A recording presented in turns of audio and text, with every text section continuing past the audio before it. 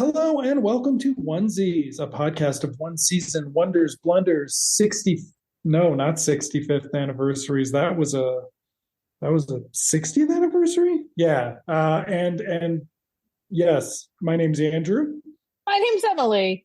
and we are on episode 3 of 1992's Fishing with John. This episode features John Lurie, show host and writer-director, going to Costa Rica with actor Matt Damon. No, Matt Dillon. Have you seen more Almost didn't Matt catch that. Damon movies or Matt Dillon movies? Probably Matt Damon movies.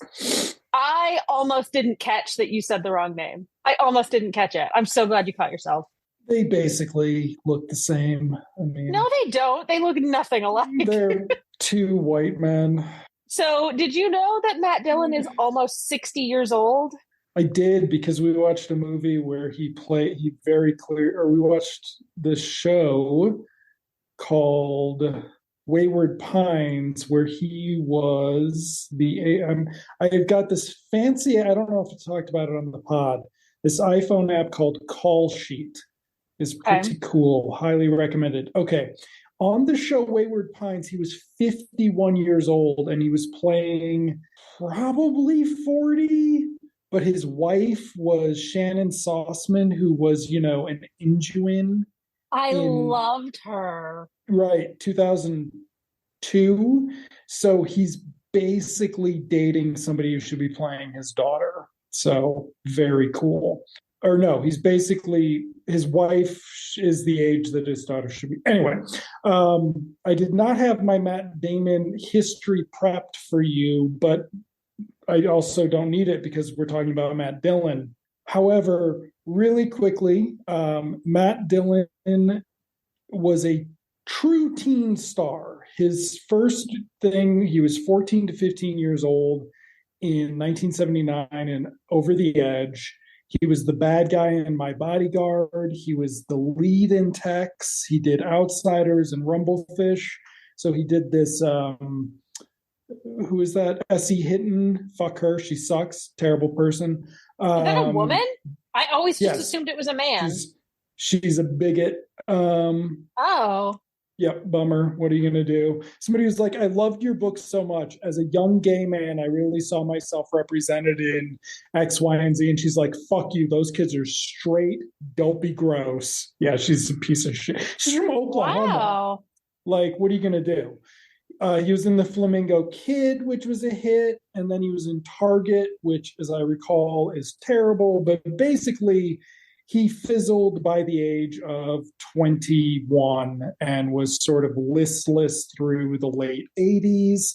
He was in Drugstore Cowboy. That was sort of the first time anybody thought he could do anything else. He was in Singles, doing something a little bit different. And then To Die For, and we talked about it. I don't know if it was on the pod last week, but basically his comeback was when he was in his early 30s. He basically just played any white guy, age 27 to 35 for quite a while. And then I think he's been working steadily since Crash. Was he in Crash? He was in Crash. He is the rapist racist who you're supposed to love by the end. He was also in There's Something About Mary, so he did a straight man thing. So yeah, he's been working pretty consistently, but he never really, he peaked when he was 17 years old, 18 years old. Like, there's no way to really recapture that. And we do hear, like, that was one of the interesting things about this episode, in that we should probably talk about the episode at some point, but that does come up, that he doesn't seem comfortable talking about himself on camera. And on the commentary, John Lurie says it's because he was worried he would come off as dumb. Matt Dillon's one of those guys with the Dolph Lundgren, Stallone voice. It doesn't matter what they're saying to you. They're coming off like a big lug. And so he's sort of very quiet for that. But this is also kind of predates popular reality television even. I hadn't even And thought so, of that, but yes, that and was another so big thing. like I think as an actor, he doesn't really know what to do when he doesn't have lines and direction. You know, it's just him and this guy he barely knows Right. in a foreign country being asked to do weird dances and I just think he's uncomfortable. Yeah. Because he doesn't quite know. He doesn't want to come across like an asshole and or a dummy. And he doesn't know he doesn't know John well enough to trust him. That's what I got from the commentary, is that it's like he could do anything with this footage. Right. And that's another good point, is this is proto reality show, like this whole concept. I mean, John Lurie sort of basically created the Kardashians when you think about it.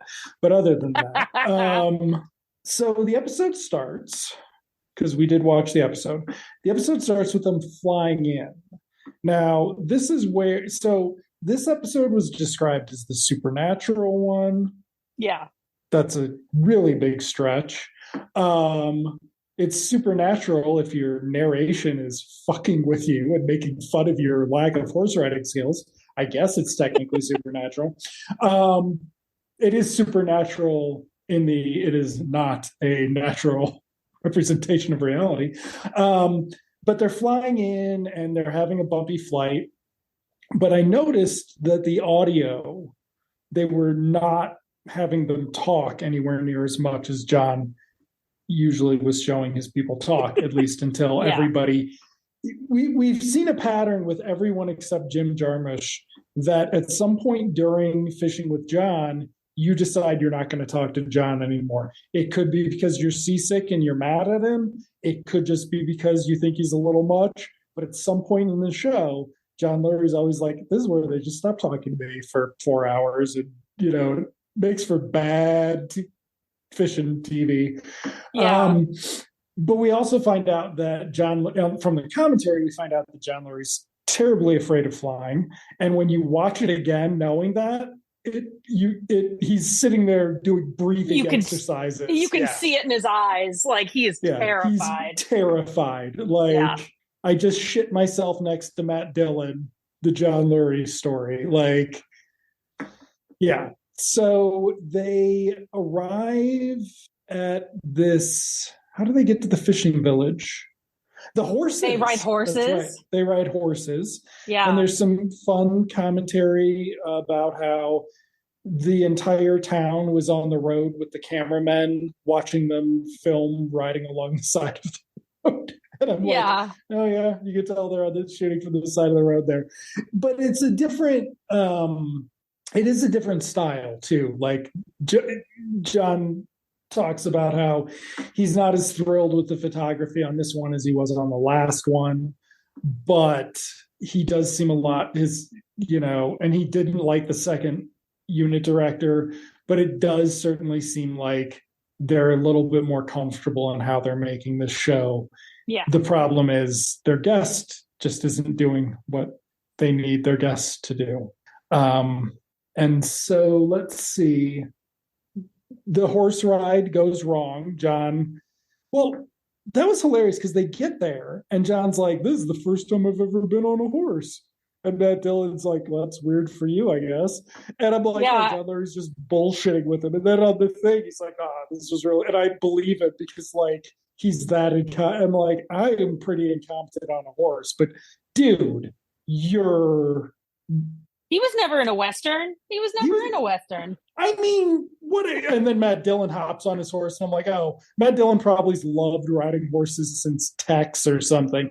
And then I realized Matt Dillon, as far as I know, is completely unproblematic. And that's because he has never said a word outside of hello at a movie premiere. Yeah.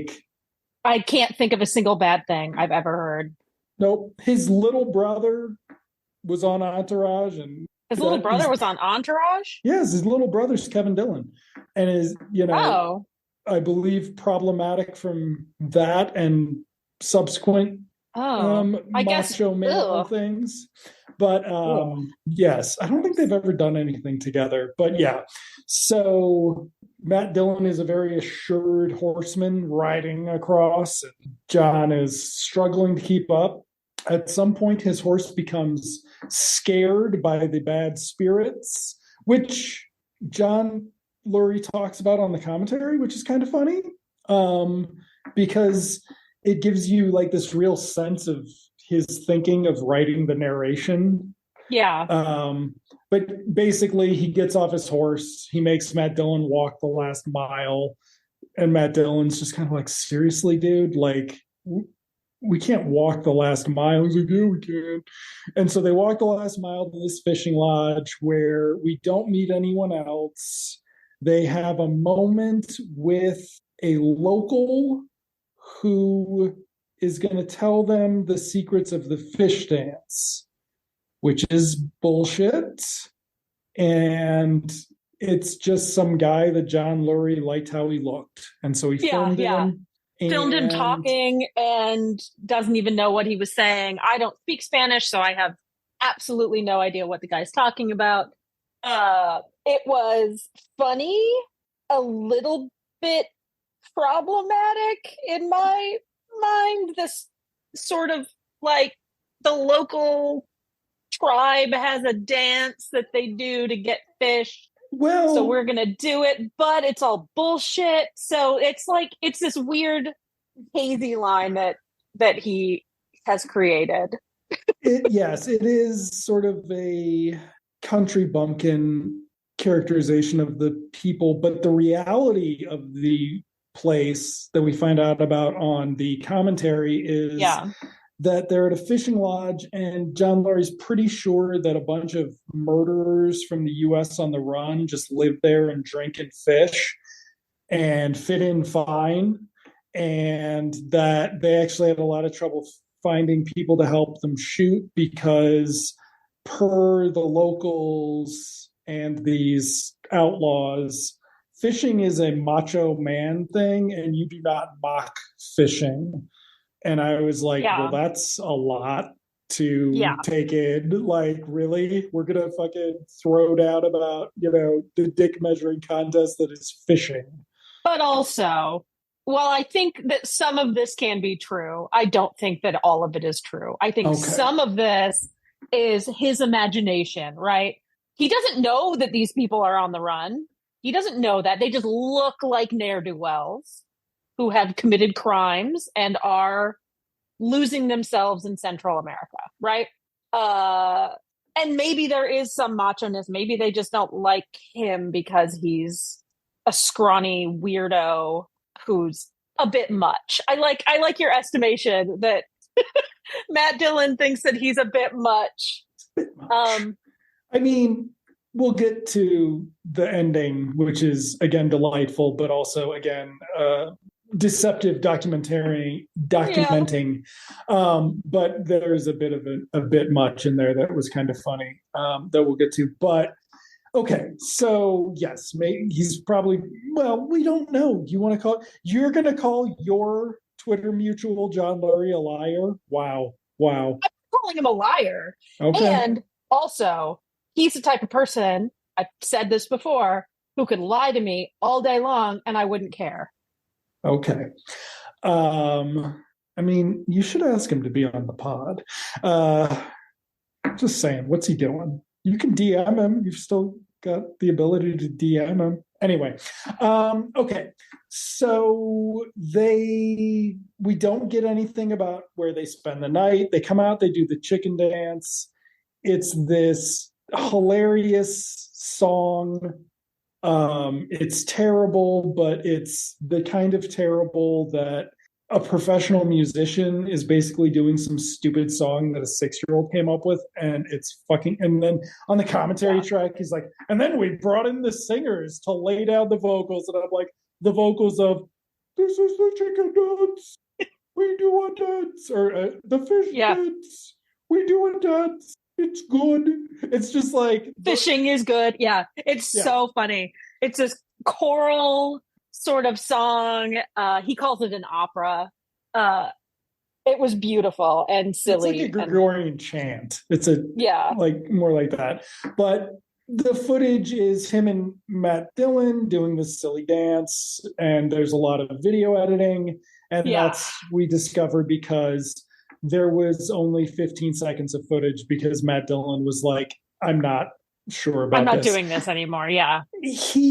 So what's sad, or at least what John Murray conveys is sad, is that Matt Dillon actually was really jazzed about getting to go to a real remote location and really hang out with locals and do things. I guess just the weirdness, like he did. Oddly, he did not want to be the subject of a serio comic travel documentary, but Yeah. it seems like that. And you see this as the episode goes along. Like at the beginning, I was like, wow, Matt Dillon's really fucking flat. And he does not get less flat necessarily, but he does get more character and agency. So it's very strange. You see him sort of come to life within a certain small, like, yeah, I don't know what I'm trying to say. I know what I'm trying to say. I don't know what the word is. He like Matt Dillon grew on me, and he really grew on me after the commentary. But Yeah. during the episode, they have to be fishing for a while before eventually you're like, oh, I'm actually interested in Matt Dillon now. And then the commentary does not reveal we don't get any good juicy tidbits. There's no context for the Gunsmoke conversation where John Lurie's just like, hey, so you were named after Gunsmoke, huh? And he's like, what? And he's like, Matt Dillon, the sheriff on Gunsmoke. And I was like, shit, I'd forgotten about that. We don't really think about gun. I hadn't. Well, you're older than I am. You No, watched I'm Gunsmoke not. when it was I am on. not. When it aired. I am not. Wow, ageist. Okay. So ageist much, Emily? Ageist much. So they have this funny conversation because I'd certainly never heard Matt Dillon talk about this before or read him talk about it. But he's basically like, yeah, that came out like a year after I was born. I'm not named after him. It really sucked growing up. Everybody thinking I was named after the fucking sheriff on Gunsmoke. Do you have any other questions, John? And John's like, thank you for reminding me. No, I guess I don't have any other questions. And that's where the commentary is like, and then we didn't talk for 4 hours. Except Matt Dillon was really dangerous when he was fucking around with his lure at the end of the boat. He could have gotten himself killed. It was so funny because before I watched the episode and then I watched the episode with commentary. And it was like, you could tell because Matt Dillon just slowly makes his way to the opposite side of this tiny boat to literally get as far away from John as possible. Okay, but it's not a tiny boat. It's like twice the length of the regular boat. And Lurie talks about it. It's still small. It's not like he's getting to the other side of a yacht. No, it's like, it's very much, they're 13-year-old boys who don't like playing together as much as their parents thought they would type thing. Yeah. Oh, your son likes to fish? So Johnny likes to fish? So does Maddie. Let's put them on the boat together. And they're just like, this kind of just sucks. I don't really want to do this.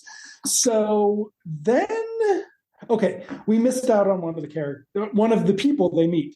They meet this guy who is going to tell them where the fishing spots are. And so he does. The narration informs us he can sometimes transform into a bird, but that's okay because he's a human right now. This is actually incredibly important. So there you go. It's a weird little fact is incredibly important. Chekhov, eat your heart out. Yeah. So then John and Matt it rains, then it stops raining. They still haven't caught any. They don't catch anything. No, yes, they do. They do. Because there's that surreal scene. Yes, surreal, but on video. And as John Lurie points out, once you realize video sort of lets you do anything, it breaks your mind and you no longer could do anything. And there's a very funny thing where he talks about how like the video editing software that he used didn't accurately represent how he wanted to cut the fish dance, which is very funny to think about because in 2023, that's not even a good example. As of, I don't know, probably 2009, your smartphone had more power than anything John Lurie was editing with. And so the idea that you're not going to see what you think when it comes out, he's like, that's how these things turn out. You don't know what you're going to get once you put it out. And it's like, you put out the video to video. It's not like you're printing it to film, man. Like, it's just video, but apparently that it was still the Wild West. But yes, so there's this other character who becomes important because we see him on the boat later. Yeah, because and John doesn't mention it in the commentary at all. No. But yes, so there's a surreal sequence with forward and backward motion where stock footage of crocodiles and birds. Says that's footage they shot when they were there. So maybe it was. Wow, maybe it was. John Lurie's sitting at home listening to this right now, just like, I think I'm going to unfollow Emily on Twitter because she doubts me. That's what you got to think about with your words, Emily. You got to think about the power of your words. Also, if John Lurie is listening to this, he should totally be on the podcast. But anyway, I'll tell you about my interpersonal parasocial relationship with John Lurie after the podcast.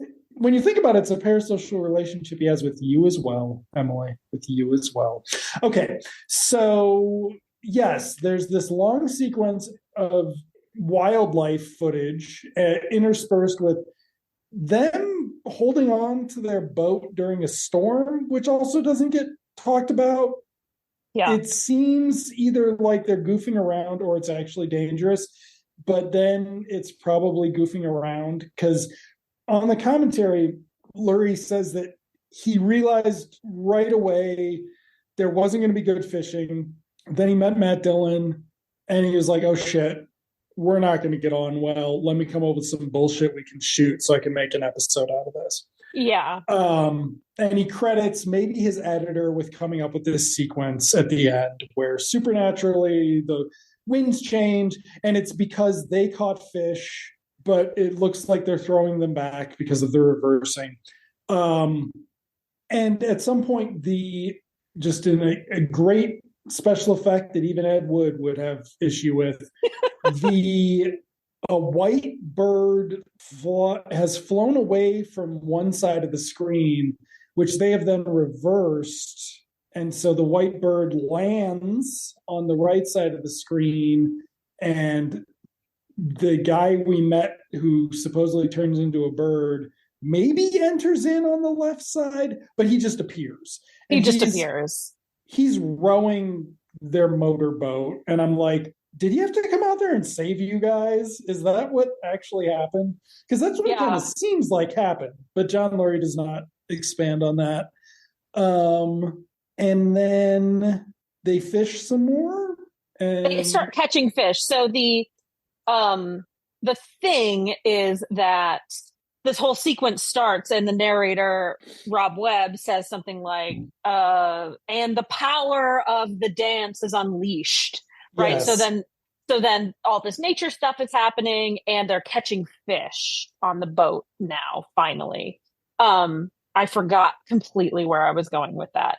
And then the guy appears on the boat and he very clearly transforms from his bird self into his human form. But yes, okay, Emily, he appears on the boat.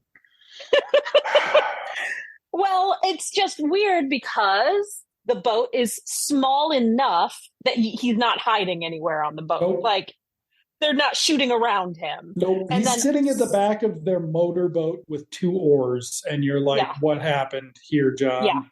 Yeah. It's John almost like the boat broke down or something. Yeah.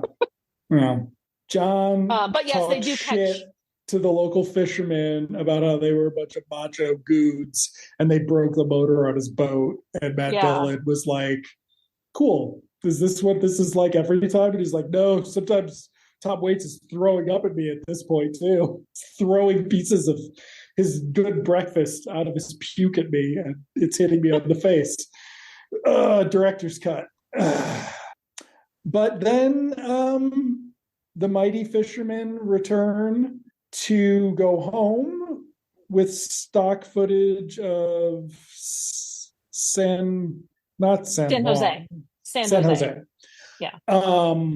That was filmed, we find out at the beginning, which is hilarious because John, putting his narrative chops to use, is doing the chicken dance in the middle of a street in front of a nonplussed Matt Dillon. And we then find out by the commentary that was the first thing they shot, that this was, which made me feel better because Matt Dillon is wearing this hideous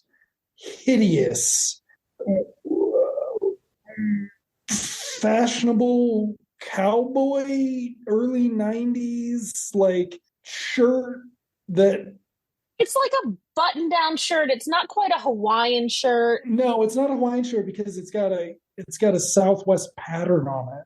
Does it have a Southwest pattern on it? It's a cowboy and shirt. Slacks, like pleated slacks. A lot. I took issue immediately with his shoes, which are like those leather boat shoe looking things. It's like, you're in the jungle, buddy. What are you thinking? Well, both of them. Why are you wearing very silly shoes? And I wonder John's if that's wearing sneakers. John's wearing sneakers. Right. John does have sneakers on. But yes, I wonder if Matt Dillon, not Matt Damon.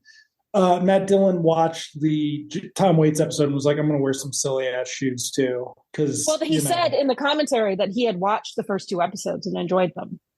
And wanted to be on the show, which I'm like, okay. I mean, it's a weird juxtaposition to have between Jim Jarmusch and Tom Waits and Matt Dillon, because if you know John the way those first 2 guys did, you would be able to keep up with his weird patter, right?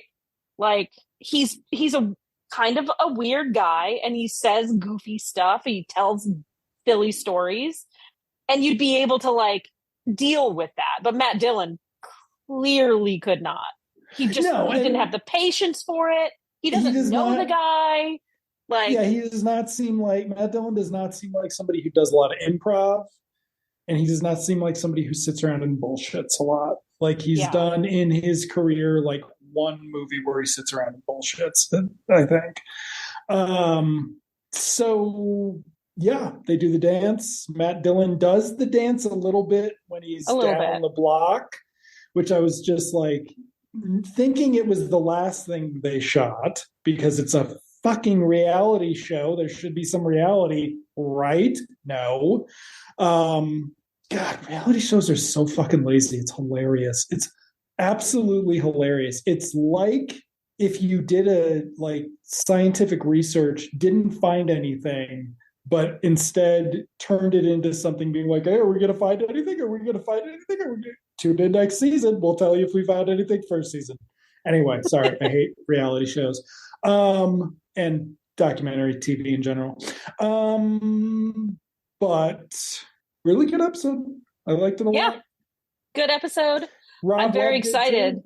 He said, this is John's best episode, I think. And that was the moment where I was like, oh, so John Murray's just going to start fucking with Rob Lowe, right? Or Rob Webb right now. I wish he'd start fucking with Rob Lowe. Well, I heard a funny Rob Lowe convicted rapist Rob Lowe anecdote. He was at piece of human shit Trump voter Rob Lowe. He was at a football game and they made a big deal out of him being there, and everybody was wondering who he was rooting for. So they looked at his fan gear, and Rob Lowe was there at the game rooting for the NFL because Rob Lowe is full of shit. Like, shocker that Rob Lowe's not like a big fan of. He's a fan of all football. All football matters, Emily. All football matters. Anyway, not all football. Okay. Sorry, I forgot. I forgot you can actually talk about these things. That's Emily's other podcast. Okay. So yeah, end credits. We get an ad for the soundtrack. Reminded me I haven't tracked that down yet. Yeah, I'm enthusiastic. I do wish I would watch. I would love a 12 episode prestige series about the making of this. Yeah. With, Zac Efron as Matt Dillon, who could, whatever. Oh, other interesting tidbit. John wanted Flea from the Red Hot Chili Peppers for this episode, he says, because he and Flea are actually fishing buddies. And so we would have actually gotten to see him with an actual fishing buddy, but the Japanese were like, nobody here wants to fuck Flea. Everybody in Japan wants to fuck Matt Dillon. What are you talking about? He's the biggest star in the world. And John Lurie's like, who? Matt Damon? Has he even been born yet? I don't know what's going on. So I wasn't worried about it because I feel like if it were terrible, the show's well known enough that instead of people being like, it's the weird Matt Dillon episode where they're not really friends, so he stands out, they'd be like, there's this really bad episode with Matt Dillon. They were not friends and it just does not work and it's a disaster. Nobody says that. They just are like, it's just the Matt Dillon episode. It's a little weird that Matt Dillon's on this show. And it is. He also has a soul patch, which is really interesting. As a woman, Emily. Me? Okay. Yes, you. I need you to explain the attraction to soul patches. I cannot. What do you do? Do you lick the soul patch when you're making out? Is that a thing? You're just like, get a little, see what they had for lunch? No? Okay. That is disgusting. Well, you have a sick, sick mind, Andrew. What else are you going to do with that fucking thing? Put beads in it? Culturally appropriate? I don't know. Have we not gotten to the point yet where somebody started trying to culturally appropriate with their soul patch? I mean, I just said it out loud. Soul patch. The whole thing is a cultural appropriation for black men. Cool. Yeah. Okay. Good episode. Can't wait. Next week is... So, next week, I'm very excited. Willem Dafoe. This is my favorite episode for a variety of reasons. Okay. I feel like we're going to end on a high note. Not that there's been a low note, right? But it gets significantly better. Okay. With Willem We're in the Dafoe. back three here. Or the back two. Two, actually. Because we will watch the last 2 episodes together and record a podcast about it. Because it is a 2-part episode with Dennis Hopper. It is a true 2-parter, Emily says. It is not like we're doing Empire Strikes Back and Return of the Jedi in the single sitting. This is. Right. And also, John does say in the commentary that they filmed this episode 1 week. They filmed the Willem Dafoe episode the next week. They filmed the Dennis Hopper episode the next week. And then Telecom Japan was like, what the fuck did we give you money for? And they said, your show's over, John Lurie. My dad also is telling me that I am out of the family business because I made this investment. Yeah. So that if you're keeping track, Costa Rica with Matt Dillon, Maine with Willem Dafoe, and Thailand with Dennis Hopper. So that is someone who hates flying. Yeah. Yeah. Maybe it was the small plane. Maybe it was that small plane. Was it the small plane? Okay. Maybe. Well, also, it's not like John doesn't drink. So you get him on an airliner. He could just, I don't know if John Lurie drinks in the modern era, but certainly during this era, he does make it sound as though he drinks, because all there was to do at this fishing village or this fishing lodge, the lodge. We don't even see the lodge part of it. We do see their hut when they come out in the morning. They have a hut. Yeah. There's no lodge on film. Well, he also said they lost a bunch of footage because the mics didn't work, and his sound guy told him that it's because the U.S. was blocking radio signals into Nicaragua. And then John Lurie's like, but I don't know, maybe that guy's full of shit. He's just bad at his job. But I was like, if you ever told anybody bullshit, it was just because you were bad at your job, John Lurie. Well, I told Tom Waits it was the other guy's fault he got sick. God. Also, if you haven't read History of Bones, which is his memoir, he's got a great story, John Lurie, about performing on stage with the Red Hot Chili Peppers, and doing their finale back when their finale was coming out with just socks on. I wish there were pictures. Oh my God. Okay. We know what's in Emily's Google search. So we will be back with that next week. Yes. And yeah, it's like I don't even remember going to extremes. It's like it's a bad dream. Bad dream. That we're forgetting as we do not re-inflict that pain upon ourselves. Yeah. It's cool. It's cool. Excellent. Well, we'll see you next time. Thank you for listening. Andrew, I will see you in television land. See you in television land, Emily.